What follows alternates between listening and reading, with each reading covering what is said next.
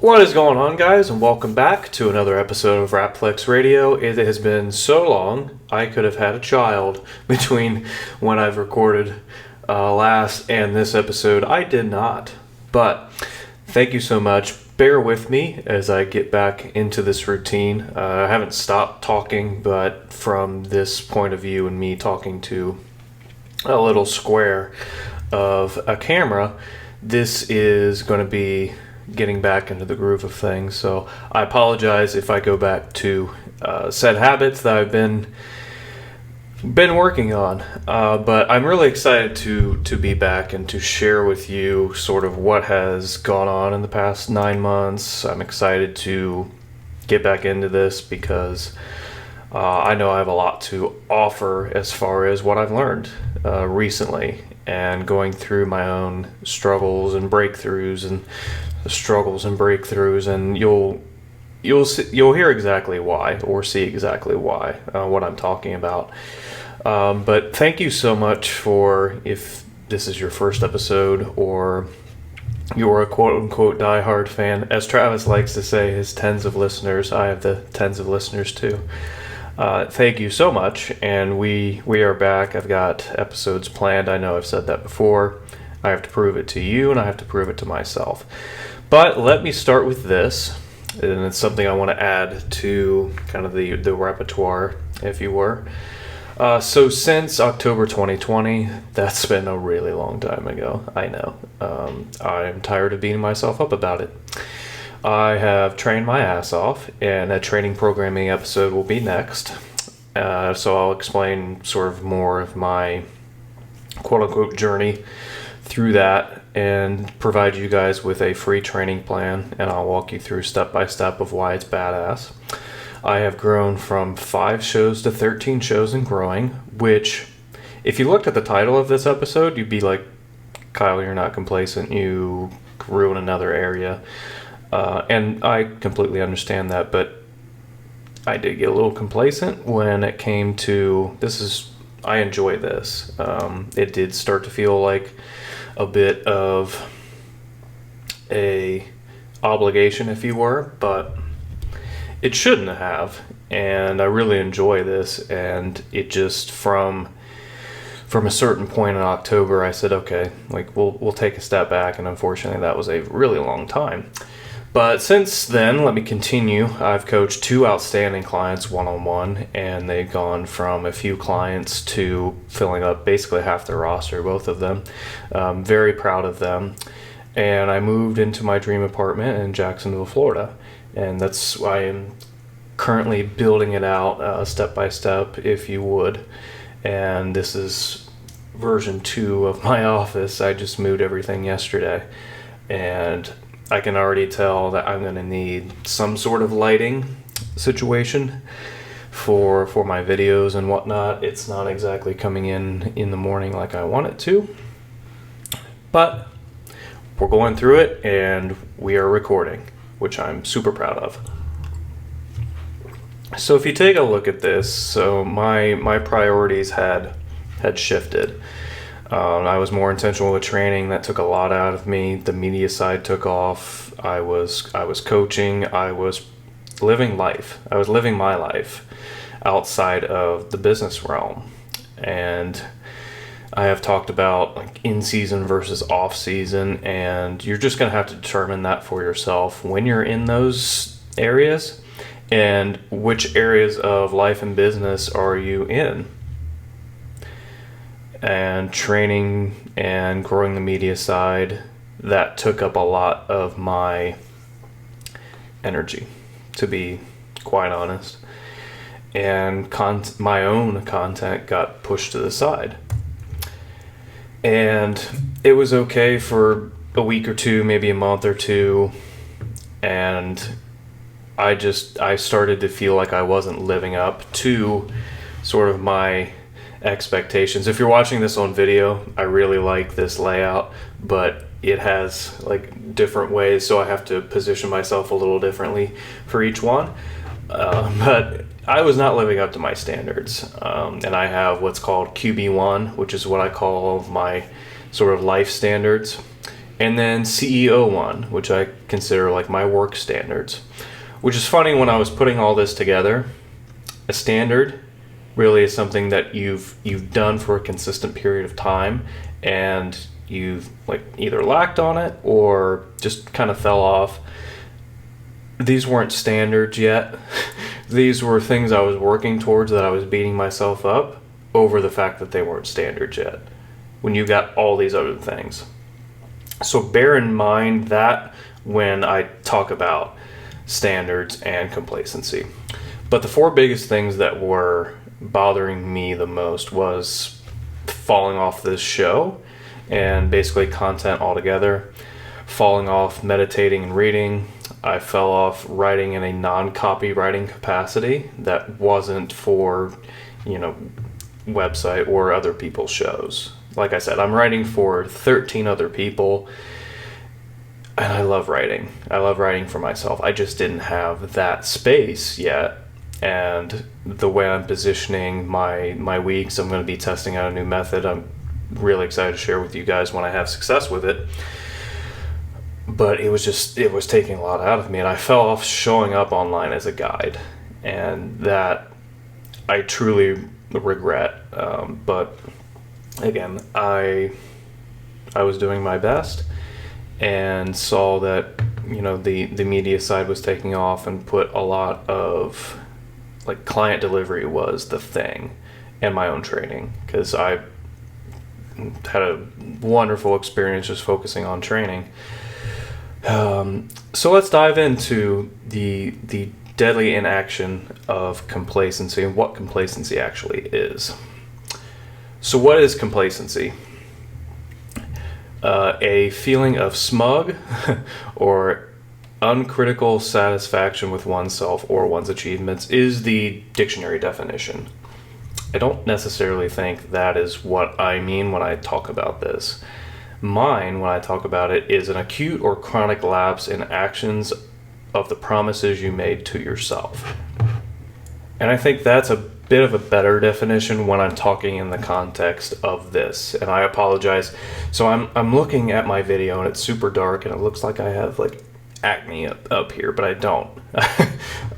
So I'm definitely gonna have to figure out the video portion of this. But continuing on, my definition is sort of the lack of execution or action you're taking based on the promises you make to yourself. What I have been thinking about a lot is, okay, well, how many promises are too many promises at a certain point to yourself of what you're trying to make quote unquote standards, and how should you feel if you're trying to work on something new, rather than this feeling of being complacent and feeling inadequate and all the emotions that go along with feeling complacent. And since like doing this presentation, I've really thought about that. And again, we're trying not to be super critical of ourselves, but elite performance teaches us that we need high standards. But maybe we should take sometimes a step back and understand. I'll get into this later, but we're doing more than 98% of people. If you follow this show, follow my recommendations, morning, evening routine, having a goal design process, time design process, moving through your emotions, things I'm really excited to share with you, some updates. But let me get into what, from, I guess, an information and educational perspective, what I think I ran into, along with just having other things come in my way. So what it's called, the Dunning-Kruger effect. And this is a potential culprit of complacency, as I started to think through all of the reasons that I might be quote unquote being complacent. And let me show you this fun graph. So we have the confidence competence axis, and when you're starting out as a coach, whatever profession you're starting out in, even an athlete, learning your skills and developing in that way, we don't have any confidence or competence. Why would we? We're just starting. So when we're first starting out, we have no idea the level of depth and breadth that any field really has. So we start off really super confident, but lacking the competence equally. And we rise and rise and rise, and then we reach the peak of Mount Stupid, which I really enjoyed from this graph. And then at a certain point, we look up, and I have a real life example of this that I'll share here in a bit.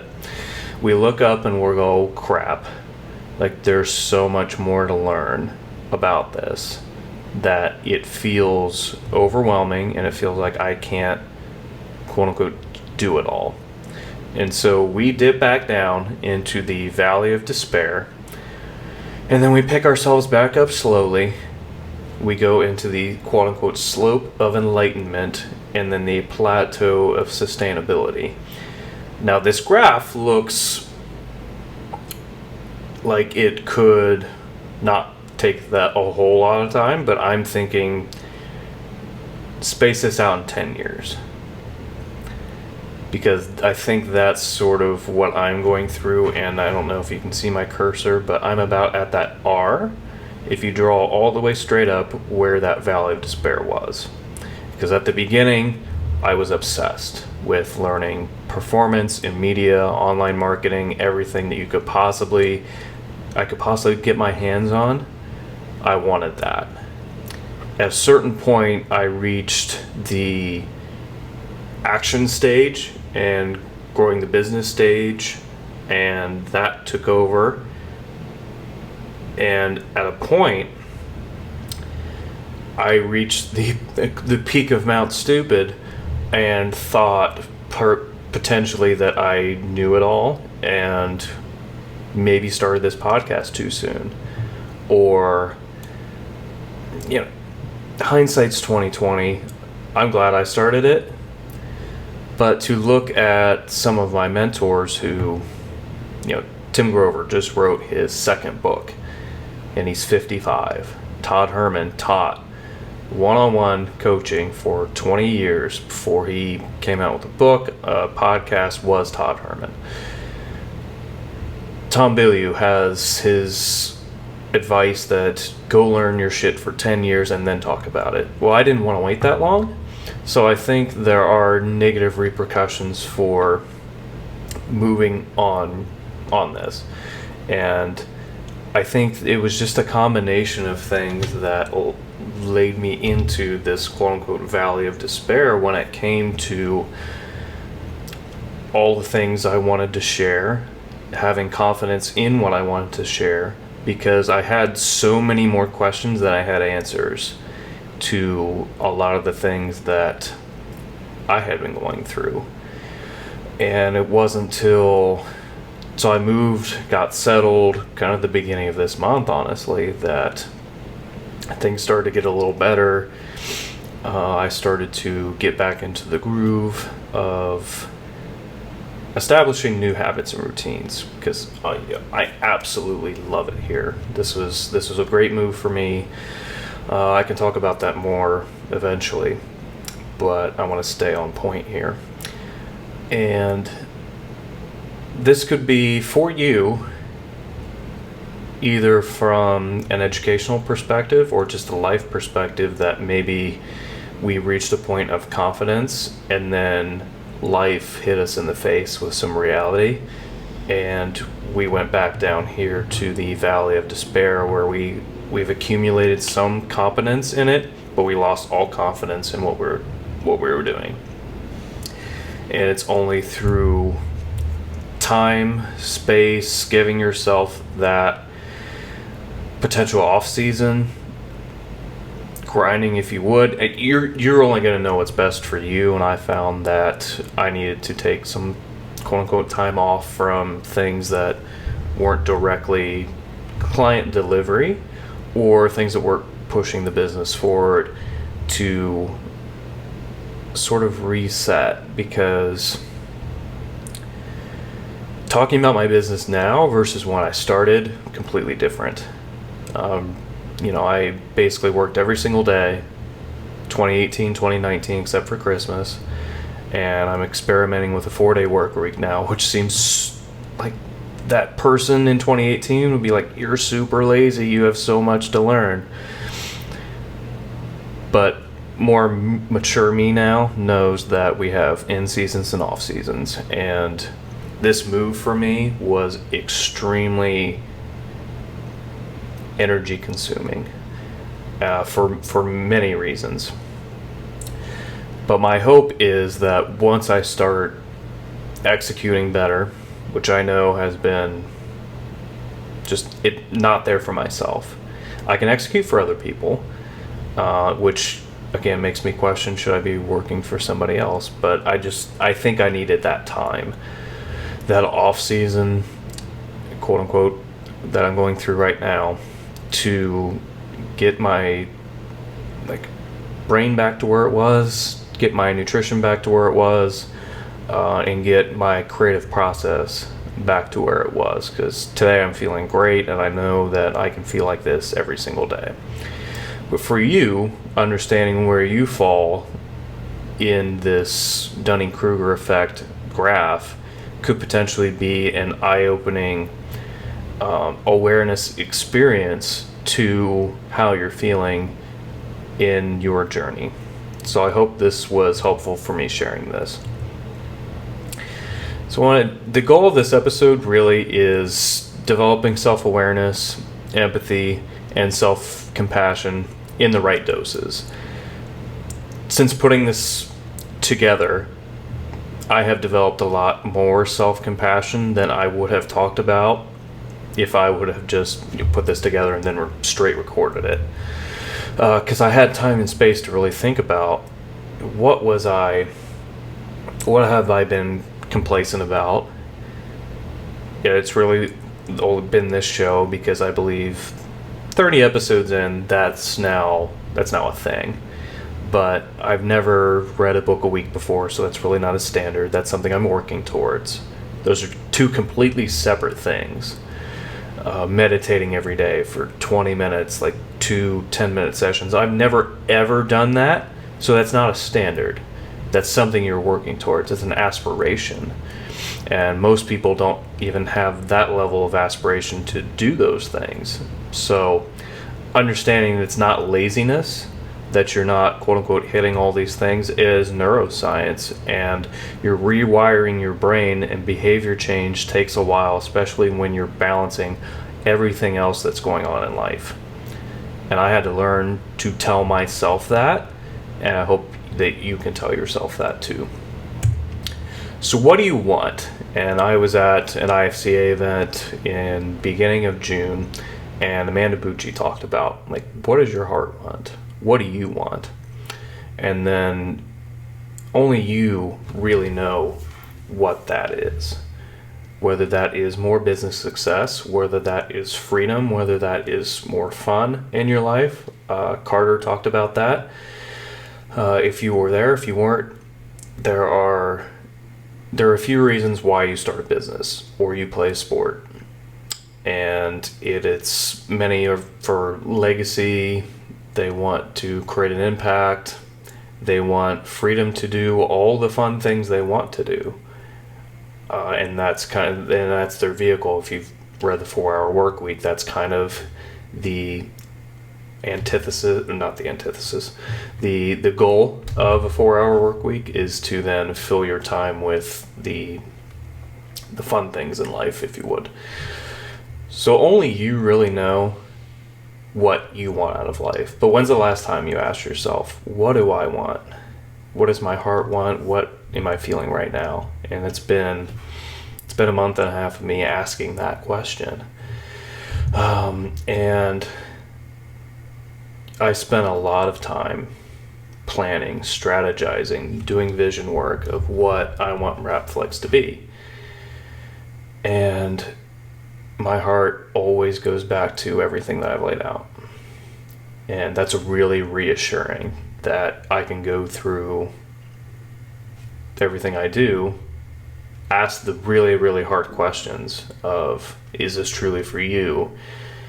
Sit with those questions and doubts, struggles and fears, and really come to the same conclusion that what I'm building is right for me. It's really cool.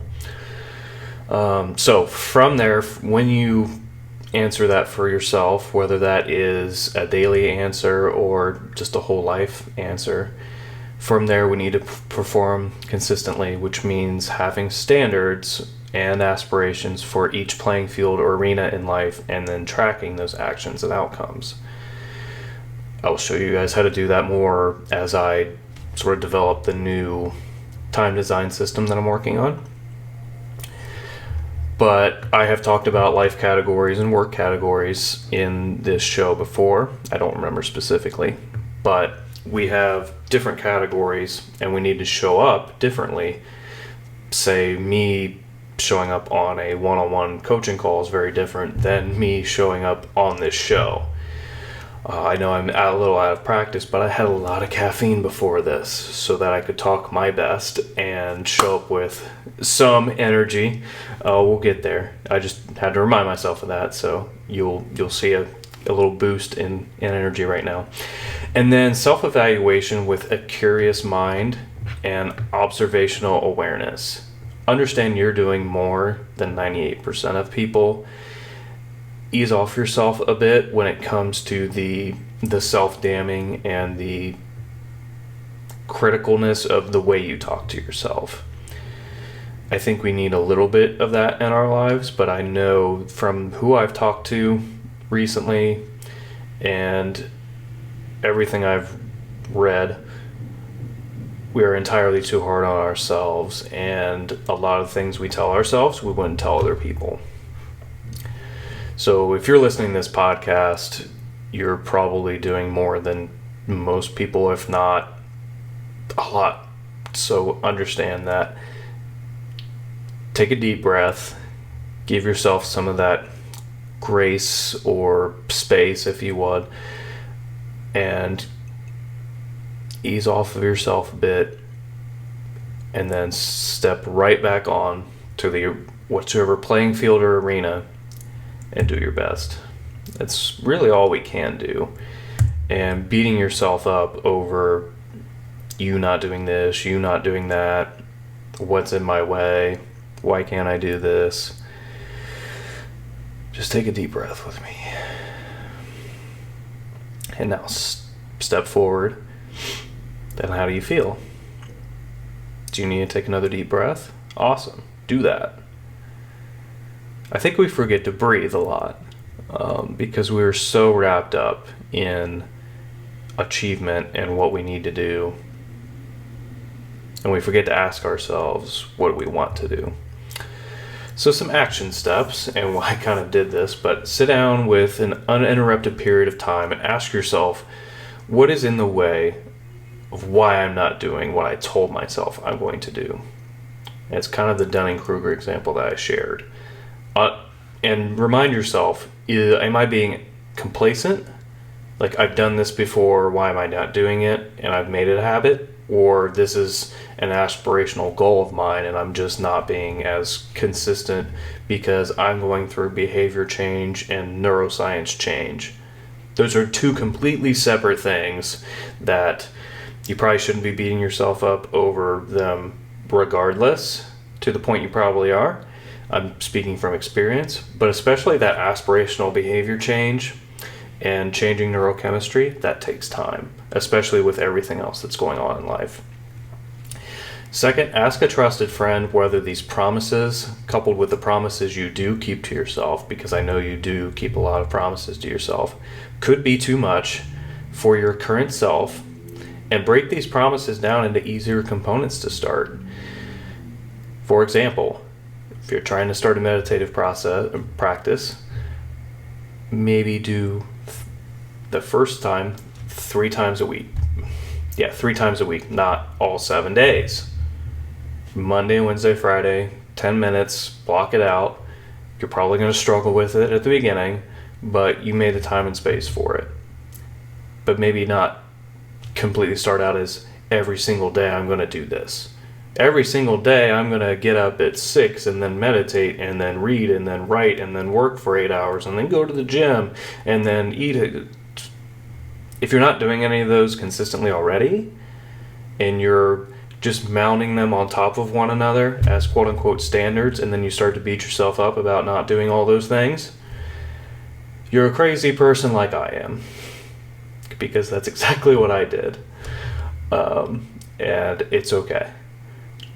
It's really okay, but understand that that's crazy, first of all.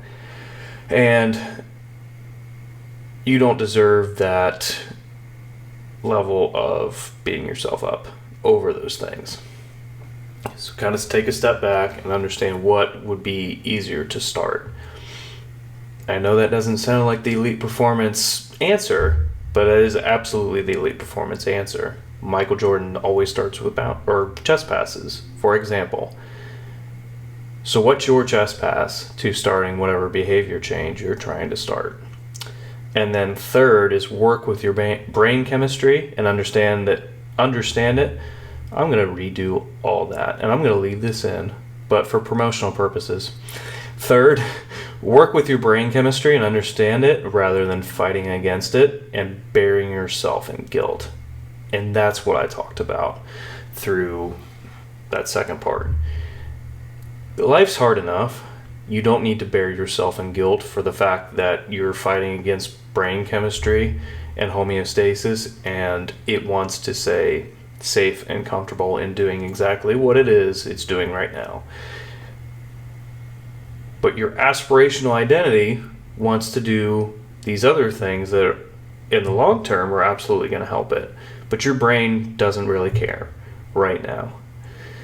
So giving yourself some attaboys when you do the little things, keeping the little promises that you keep to yourself will add up to the big promises, and eventually these will become standards in your life, just like this show was to me, and now I'm getting back into it. But understand the differences between standards and aspirational behavior change.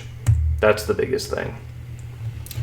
So thank you guys so much for joining me for another episode of Flex Radio. I'm really excited to be back talking about all things performance, whether that is physical performance, mental performance, emotional performance. We'll get into spiritual performance, a lot of these things that I have learned.